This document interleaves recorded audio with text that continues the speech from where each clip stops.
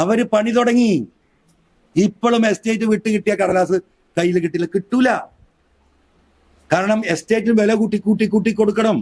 10,000 റുപ്യ 15,000 റുപ്യ സെന്റിനുള്ള ഭൂമി ഇപ്പൊ തന്നെ 45,000 ഗവൺമെന്റ് കൊടുത്തു. ഇനി 1 ലക്ഷം വേണമെന്ന് പറഞ്ഞിട്ട് സുപ്രീം കോടതിയിൽ കേസ് പോവുക. ഇതാണ് ഞാൻ പറയുന്ന നെക്സസ്. ധാരണയാ. ആദ്യം കയറുക, എന്നിട്ട് കോടതിയിൽ പോവുക. കോടതിക്ക് സ്വാഭാവികമായിട്ട് പറയില്ലേ, നിങ്ങൾ ഭൂമി ഏറ്റെടുത്ത പോലെ മാന്യമായ പ്രൈസ് കൊടുക്കണമെന്ന്. ഞാൻ പറയും, ഇനിയും പറയും.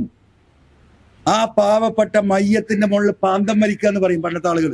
മനസ്സിലായില്ലേ? ഈ മയ്യത്ത് പുതക്കുന്ന പുതപ്പുണ്ടല്ലോ, വെള്ളത്തുണി, അതിന്റെ വക്ക് ഇങ്ങനെ കടിച്ചു കയറിയിട്ട് വേറെ എന്തെങ്കിലും കെട്ടാൻ പാന്തം വലിക്കും. അതിനാണ് മയ്യത്തിന്റെ മുകളിൽ പാന്തം കെട്ടാറുണ്ട്, മുറിക്കാന്ന് പറഞ്ഞു.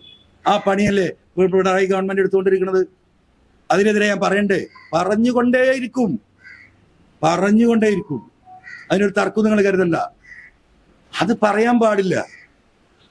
പലതരത്തിലുള്ള അഡ്ജസ്റ്റ്മെന്റുകൾ ഒരു ഭാഗത്ത്. ഇനി എന്താ മറ്റത്?